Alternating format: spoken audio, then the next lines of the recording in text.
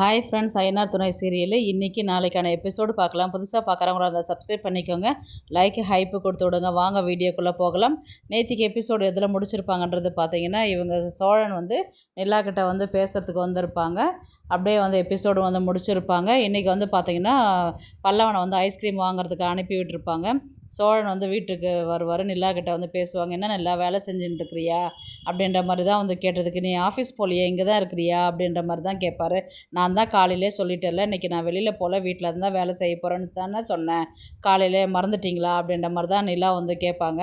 அதுக்கில்லை நிலா, இப்போ என்ன வீடு கட்டின்னு இருக்கிறியா, கட்டு அதெல்லாம் எவ்வளோ சிம்பிளான வேலை, சும்மாவே படம் வரைஞ்சிட்டு கொத்தனார் செய்ய போகிற வேலையை அழகாக உட்காந்து ஈஸியாக வேலை செய்கிறீங்கல்ல அப்படின்ற மாதிரி தான் கிண்டல் அடிச்சுக்கிட்டு உட்காந்துருப்பாங்க. உடனே நிலா கார் ஓட்டுறது என்ன பெரிய வேலையா, ரொம்ப ஸ்டேரிங் போட போகிறீங்க, பிரேக் போட போகிறீங்க, அவ்வளோதான், இது ஒரு வேலையா அப்படின்ற மாதிரி கேட்டதுக்கு, என்ன கலாய்க்கிறியா அப்படின்ற மாதிரி கேட்டதுக்கு, இப்போ நீங்கள் என்ன பண்ணீங்க அப்படின்ற மாதிரி கேட்டதுக்கு, ஓ உங்களை பண்ணதுனால என்ன பண்ணுறீங்க அப்படின்ற மாதிரி தான் அவங்க சொல்லியிருப்பாங்க.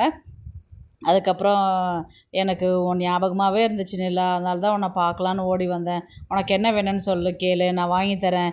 பிரியாணி வேணுமா, ஆர்டர் பண்ணட்டுமா அப்படின்ற மாதிரி கேட்டதுக்கு, எப்போ பார்த்தாலும் சாப்பிட்றதே தான் வாங்கி தருவீங்களா, வேறு எங்கேயும் கூட்டிகிட்டு போக மாட்டிங்களா அப்படின்ற மாதிரி கேட்டதுக்கு, உடனே சரி எங்கே என்ன வேணும் சொல்லு அப்படின்ற மாதிரி சோழன் கேட்டதுக்கு, ஹனிமூன் கூட்டிகிட்டு போகிறீங்களா அப்படின்ற மாதிரி தான் கேட்பாங்க. என்னன்னு இல்லை, நீயா கேட்குற, ஐயோ திரும்ப கேளேன் அப்படின்னு சொல்லிட்டு திரும்பவும் அவங்க சட்டை காலரை பிடிச்சி கேட்பாங்க. நான் இதுக்காக தான் நிலா கேட்டுக்கிட்டு இருந்தேன், நானே கல்யாணம் ஆகிட்டு அடுத்த நாளே கேட்கலான்னு நினச்சேன், எங்கே அலைவியோ அப்படின்னு சொல்லிட்டு திட்டுவியோ அடிப்பியோ கடிப்பியோன்றதுனால நான் வேண்டான்னு சொல்லிட்டேன். நீயே கேட்குற வரலையும் அமைதியாக இருந்தேன் நான், இப்போ நீயே கேட்டுட்ட, ஐயோ எனக்கு வர கையெல்லாம் செலுத்து போது பாரு அப்படின்ற மாதிரி தான் சோழன் சொல்லுவார். இவங்க சிரிச்சுக்கிட்டே இருப்பாங்க. உடனே இவங்க 2 பேர் கிஸ் பண்ணுற மாதிரி போவாங்க. உடனே பல்லவன் வீட்டு உள்ளார வந்துடுவார். ஐயோ பல்லவன் வந்துட்டான் விடுங்க அப்படின்ற மாதிரி சோழன் இவங்க நிலா தள்ளி உட்காந்துக்குவாங்க. உடனே பல்லவன் ஐயோ நம்ம வேறு கதவு தட்டாத உள்ளார போயிட்டோமேன்னு சொல்லிட்டு வெளியில் நின்றுடுவார். போய் முதல்ல அவங்ககிட்ட அதை வாங்கிட்டு வாங்க அப்படின்ற மாதிரி தான் நிலா அமுச்சு விடுவாங்க. ஏன்டா மறுபடியும் இப்போ என்ன வாங்கிட்டு வந்த அப்படின்னு, இங்கேயே ஐஸ்கிரீம் நல்லா இருந்துச்சுன்னா அதனால தான் வாங்கிட்டு வந்தேன், சரி போய் சிப்ஸ் வாங்கிட்டு போ அப்படின்னு சொல்லிட்டு காசு கொடுத்து அனுப்பி விடுவாங்க. உடனே நிலா வெளியில் வருவாங்க.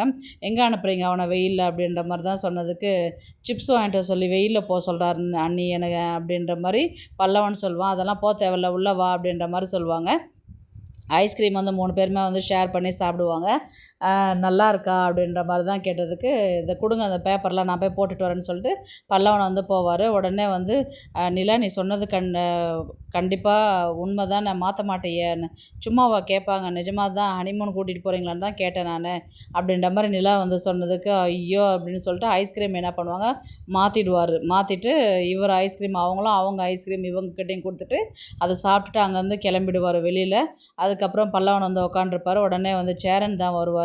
சேரன் ரொம்பவே டல்லாகவே உட்காண்டிருப்பார். இருங்க நான் போய் டீ போட்டு வரேன்னு சொல்லிட்டு நிலா போய் டீ போட்டு கொடுப்பாங்க. ஏன்ப்பா நீ போட்டு வந்த, என்கிட்ட சொல்லியிருந்தேன் நானே போட்டிருப்பேனே அப்படின்ற மாதிரி தான் சொல்லுவாங்க. அதுக்கு என்ன பரவாயில்ல எடுத்துக்கோங்க அப்படின்ற மாதிரி தான் சொல்லுவாங்க. இவங்க டீ சாப்பிடும் போது கூட இவங்க நிலா கூப்பிட்டுக்கிட்டே இருப்பாங்க, ரெஸ்பான்ஸ் பண்ணவே மாட்டார்.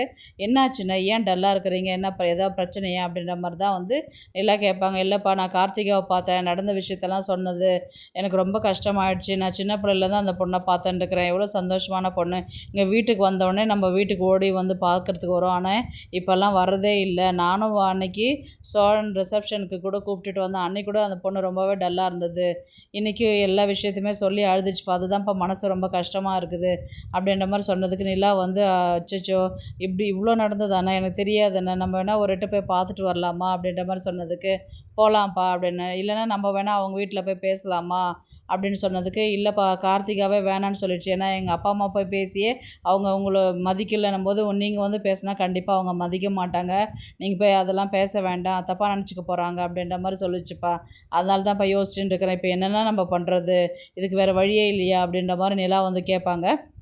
உடனே பல்லவன் வந்து என்ன சொல்லுவானே, ஏன்னா இப்போது சந்தா வர பேசின்னு இருக்கிற, அதுக்குள்ளே உன் எக்ஸுக்கிட்டலாம் இதெல்லாம் பேசின்னு இருக்கிற அப்படின்ற மாதிரி கேட்டதுக்கு, என்னடா எக்ஸு ஒய்ன்னு, அந்த பொண்ணு சின்ன பிள்ளையிலேருந்து நான் எப்படி உங்களை பார்த்துட்டு இருக்கிறனோ அதே மாதிரி தான் அந்த பொண்ணையும் பார்த்துட்டு இருக்கிறேன். அவ்வளோ சந்தோஷமாக நல்லா நிம்மதியாக வாழ்ந்த பொண்ணு இன்றைக்கி இந்த மாதிரி கஷ்டப்படுதே, அழுதே, இன்றைக்கி டைவர்ஸ் வாங்கிட்டு வீட்டுக்கு வந்து உட்கார போகுதுன்னு நினச்சா ரொம்ப மனசுக்கு வேதனையாக இருக்குது.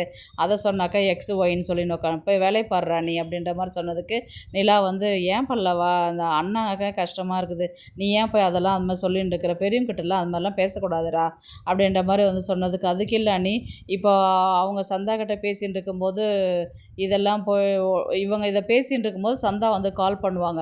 உடனே நிலா வந்து என்ன சொல்லுவாங்க, ஆனால் நீங்கள் பேசுகிறது பேசுங்க, இந்த கார்த்திகா விஷயத்தை வந்து அவங்கக்கிட்ட சொல்லாதீங்க, ஏன்னா ஒரு பொண்ணுக்கு இன்னொரு பொண்ணுக்கும் வந்து பொசசிவ் வரும், அவங்க தப்பாக நினச்சிக்கூடிய சூழ்நிலை வரும், நீங்கள் பேசாதீங்க அப்படின்ற மாதிரி தான் வந்து நிலா சொல்லுவாங்க. சரிப்பா நான் பேசலை அப்படின்றவன் உடனே பல்லவனும் என்ன சொல்லுவான், ஆனால் அண்ணி சொன்னது ஞாபகம் வச்சுக்கோ, தயவுசெய்து கார்த்திகை விஷயத்த சந்தா அண்ணிக்கிட்ட சொல்லாத அப்படின்ற மாதிரி தான் வந்து இவரும் சொல்லுவார். உடனே வந்து கால் பண்ணிவிட்டு எடுக்கவே இல்லை, திரும்பவும் கால் பண்ணுவாங்க சந்தா. இவங்க சேரன் வந்து எடுத்து பேசுவார். சாப்பிட்டீங்களா, என்ன சாப்பிட்டீங்க, என்ன பண்ணிட்டு இருக்கிறீங்க, வீட்டில் வேலையெல்லாம் முடிச்சிட்டிங்களா அப்படின்ற மாதிரி வந்து சந்தா கேட்பாங்க. அதெல்லாம் முடிச்சிட்டேன்ப்பா, இப்போ எல்லாருக்குமே நிலா வந்து வேலையெல்லாம் பிரித்து விட்டுடுச்சு, எனக்கு வீட்லேயும் வேலை கம்மி தான், ஏன் டல்லாக பேசுகிறீங்க அப்படின்ற மாதிரி வந்து சந்தா கேட்பாங்க. நடந்த விஷயத்த வந்து கார்த்திகாவுக்கு இது மாதிரி ஆயிடுச்சு, சந்தோஷமாக அந்த பொண்ணு இன்றைக்கி டைவர்ஸ் வாங்கிட்டு வருது அப்படின்ற மாதிரி தான் வந்து இந்த விஷயத்தெல்லாம் சொல்லிகிட்டு இருக்கும்போது சந்தாக்கு இதெல்லாம் கேட்கவே பிடிக்கவே பிடிக்காது. உடனே வந்து என்னாச்சுப்பா, ஏன்ப்பா டல்லாகிட்ட, எதுவுமே பேசவே இல்லை, அமைதியாகவே இருக்கிற, தூக்கம் வந்துச்சா அப்படின்ற மாதிரி கேட்டதுக்கு, ஆமாம் அப்படின்னு சொல்லிட்டு அவங்க போய் சொல்லிவிட்டு ஃபோனை கட் பண்ணிவிடுவாங்க. அவங்க வந்து இன்னொரு பொண்ணை பற்றி பேசினா ஒரு பொண்ணுக்கு பொசசிவ் வரும் இல்லைங்களா, அந்த மாதிரி அவங்க வந்து அவங்க பழையசெல்லாம் நினச்சி பார்ப்பாங்க. நீங்கள் யார், எதுக்கு வந்தீங்க, நான் அவருடைய அத்தை பொண்ணு தான் அப்படின்றது இதெல்லாம் வந்து பழையசு எல்லாமே நினச்சி பார்ப்பாங்க சந்தா. இவரும் ஃபோனை வச்சுட்டு இது பண்ணுவார். அடுத்தது வந்து பார்த்திங்கன்னா இவங்க வீட்டில் வந்து பாண்டியன் தான் வந்து பேசுவார். இந்த மாதிரி எல்லாருமே ஜாலியாக சிரித்து பேசிக்கிட்டு இருக்கும்போது வந்து பார்த்திங்கன்னா இந்த பாண்டியன் வந்து இந்த மாதிரி வானதி ஒரு கடை ஆரம்பிக்கிறதுன்னு சொல்லிச்சு இல்லைங்களா, அதுக்கு அட்வான்ஸ் கொடுத்துட்டு நாளைக்கு கடை திறப்பழா இருக்குது, எல்லோரும் வந்துடுங்க அப்படின்ற மாதிரி வந்து சொன்னதுக்கு, பரவாயில்லடா இவ்வளோ சீக்கிரம் அந்த பொண்ணு ஸ்டார்ட் பண்ணிடுச்சு அப்படின்ற மாதிரி சொல்கிறதுக்கு, உடனே சோழன் வந்து என்ன சொல்லுவார்னா, டே அன்றைக்கி பேப்பரில் நான் பார்த்து சொல்லலைன்னா நீ அந்த கடையை வாங்கியிருக்கவே முடியாது, தேங்க்ஸ் எல்லாம் சொல்ல மாட்டியா அப்படின்ற மாதிரி சோழன் வந்து கேட்பார். தேங்க்ஸ்ரா அப்படின்ற மாதிரி சொன்னதுக்கு, என்னடா கேட்ட உடனே தேங்க்ஸ்ன்னு உடனே சொல்லிட்டேன் அப்படின்ற மாதிரி சோழன் வந்து சொல்வார். உடனே வந்து Pandian mechanic shop, Vanathi medical shop, பரவாயில்லடா 2 பேர் பிஸ்னஸ் மேன் ஆகிட்டீங்க, நல்லா உழைக்க போகிறீங்க அப்படின்ற மாதிரி சொன்னதுக்கு சேரனும் ரொம்ப சந்தோஷமாக இருக்குதுப்பா அப்படின்னும் போது நிலாவும் என்ன சொல்லுவாங்க, எல்லாருமே ஒரு நிலைக்கு நம்ம செட்டில் ஆகிட்டோம், இதுக்கப்புறம் அடுத்த கட்டத்துக்கு நம்ம போனோம் அப்படின்ற மாதிரி தான் சேரனும் சொல்லுவார். இப்போ நம்ம வீடு இப்போது பார்க்குறதுக்கே நல்லா இருக்குது இல்லைன்னா அப்படின்ற மாதிரி நிலாவும் சொல்லுவாங்க. ஆமாம்ப்பா, எல்லாருக்கும் கொஞ்சம் பொறுப்பு வந்துடுச்சு. இப்போ முதலெல்லாம் சோழன் வந்து சாப்பிட்டா தட்டை கூட எடுத்து வைக்க மாட்டான், இன்றைக்கி தட்டை எடுத்து வைக்கிறான், உனக்கு தண்ணி கொண்டு வந்து கொடுத்து விட்றான், சொல்கிற வேலையெல்லாம் செய்கிறான், நான் வச்சுக்கிற பாத்திரத்தை கூட வாங்கிட்டு போயிட்டு ஹெல்ப் பண்ணுறான், எல்லாமே நீ வந்ததுக்கப்புறம் தான்ப்பா அப்படின்ற மாதிரி வந்து சொன்னதுக்கு, உடனே வந்து அந்த நேரத்தில் நடேசன் தான் உள்ளே என்ட்ரி ஆகுவார். இவரும் கொஞ்சம் இவர்கிட்டையும் சொல்லி விடுங்க அப்படின்ற மாதிரி சொன்னதுக்கு பாண்டியன் சொல்வார், வானதி இது மாதிரி கடை திறக்குது, நாளைக்கு வந்துடுங்க அப்படின்ற மாதிரி, அந்த பொண்ணுக்கு தான் ஒரு பொறுப்பே கிடையாது, எப்படிடா கடை திறக்குது அது அப்படின்ற மாதிரி தான் வந்து கேட்பார். ஐயோ அங்கிள் அந்த மாதிரிலாம் பேசாதீங்க அப்படின்ற மாதிரி நிலாவும் சொல்லுவாங்க, சேரனும் சொல்லுவார்.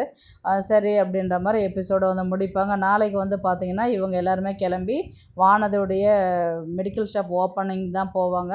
அங்கே போயிட்டு இவர் ரிப்பனை கட் பண்ணி, வானதி தான் ரிப்பன் கட் பண்ணிவிட்டு உள்ளார போகிற மாதிரி இருக்கும். அவங்க அப்பா அம்மா அண்ணா இவங்க வீட்டில் எல்லாருமே இருப்பாங்க. அதுக்கப்புறம் எல்லாருமே வாங்கன்னு சொல்லிவிட்டு அதை ஒரு சின்னதாக ஒரு செரிமனி மாதிரி பண்ணிவிட்டு உள்ளார போயிட்டு எல்லாருக்குமே ஸ்நாக்ஸு ஜூஸ் எல்லாம் கொடுத்துட்டு எல்லாருமே வந்து கடையை வந்து ஆரம்பிச்சுட்டு எல்லாருமே உள்ள உட்கார, பெரிய கடையாக தான் இருக்குது, நிறைய திங்ஸ் எல்லாம் இருக்குது, நல்ல மருந்தெல்லாம் இருக்குது, பரவாயில்ல அப்படின்ற மாதிரி தான் வந்து எல்லாருமே சொல்லுவாங்க. நல்ல கடையாக தான்ப்பா இருக்குது, நல்ல வியாபாரம் ஓடும், மெயினில் தான் இருக்குது அப்படின்ற மாதிரி தான் எல்லாருமே பேசுவாங்க. அதுக்கப்புறம் வந்து நிலா சந்தாவும் வந்து இந்த ரொம்ப சந்தோஷம் வானதி, நீயும் ஒரு பிஸ்னஸ்மேன் ஆகிட்ட இல்லை அப்படின்ற மாதிரி சொன்னதுக்கு, ஆமாங்கக்கா அதுக்கெல்லாம் பாண்டி தான்க்கா காரணம் அப்படின்ற மாதிரி தான் வந்து சொன்னதுக்கு, ஆமாம் ஆமாம் சரி சந்தோஷமாக இருந்தால் சரிதான் அப்படின்ற மாதிரி சொல்லுவாங்க. அதுக்கப்புறம் எல்லாருமே ஹெல்ப் பண்ணுறது போகிறது வர்றது எல்லாருமே வானதிக்கு வந்து கொஞ்சம் பாராட்டிட்டு போவாங்க. எல்லாருமே ஒரு ஒரு செட்டில்டாக ஒரு ஹாப்பியாக கொண்டு போவாங்க. அடுத்தது வந்து சந்தாவை தான் மறுபடியும் காமிக்கிற மாதிரி இருக்கும். நேற்று இவர் சேரன் பேசின விஷயத்த வந்து அவங்க யோசித்து பார்ப்பாங்க.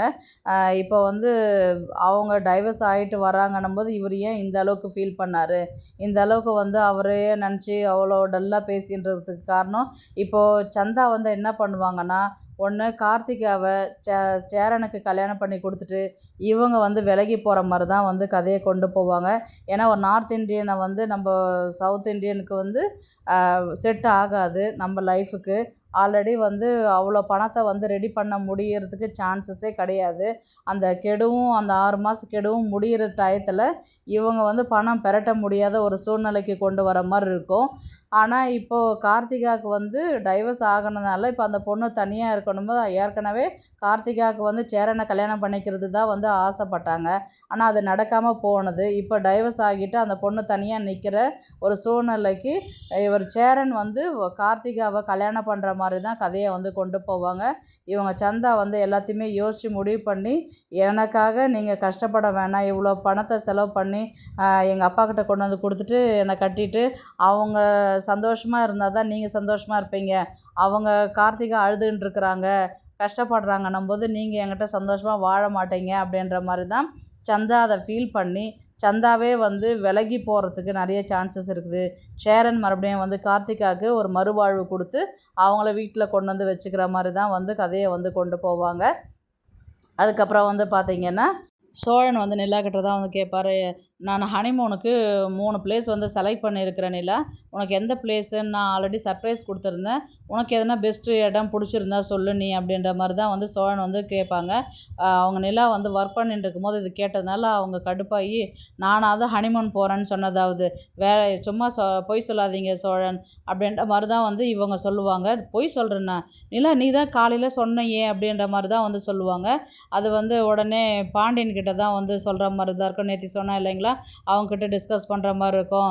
பொண்ணுங்க மனசு வந்து நினச்ச நேரத்தில் ஒரே மாதிரி பேச மாட்டாங்கடா, மாற்றி மாற்றி பேசுவாங்க, நீ எதுக்கும் காலையில் கேட்டுப்பாரு அப்படின்ற மாதிரி சொன்னதுக்கு, காலையில் அவங்க கேட்கும் போது நான் தான் அன்றைக்கே சொல்லிட்டேன், ஒன்றும் நீங்கள் டிக்கெட்டே புக் பண்ணலையா அப்படின்ற மாதிரி தான் வந்து நிலா கேட்பாங்க. இந்த விஷயத்த வந்து பாண்டியன் கிட்ட சொல்லுவாங்க. ஆமாண்டா, பொண்ணுங்க வந்து ஒரு ஒரு நேரத்தில் டென்ஷனாக இருப்பாங்க, ஒரு ஒரு நேரத்தில் அமைதியாக இருப்பாங்க, நம்ம அவங்க மூடு பொறுத்து நம்ம அவங்கக்கிட்ட பேச ஆரம்பிக்கணும்டா அப்படின்ற மாதிரி சொன்னதுக்கு, அது எப்படிடா எனக்கு தெரியும் அப்படின்ற மாதிரி, இப்போ தானே கல்யாணம் ஆகிக்குது உனக்கு, இதெல்லாம் நான் சொல்லி உனக்கு தெரியணுமா, நீ எனக்கு அண்ணன், நீ தான் இதெல்லாம் தெரிஞ்சு வச்சுக்கணும் அப்படின்ற மாதிரி தான் வந்து பாண்டியன் வந்து சொல்லுவார். உடனே வந்து மறுபடியும் போயிட்டு நிலாக்கிட்ட கேட்டதுக்கு போகலாம் அப்படின்ற மாதிரி வந்து சொல்லுவாங்க.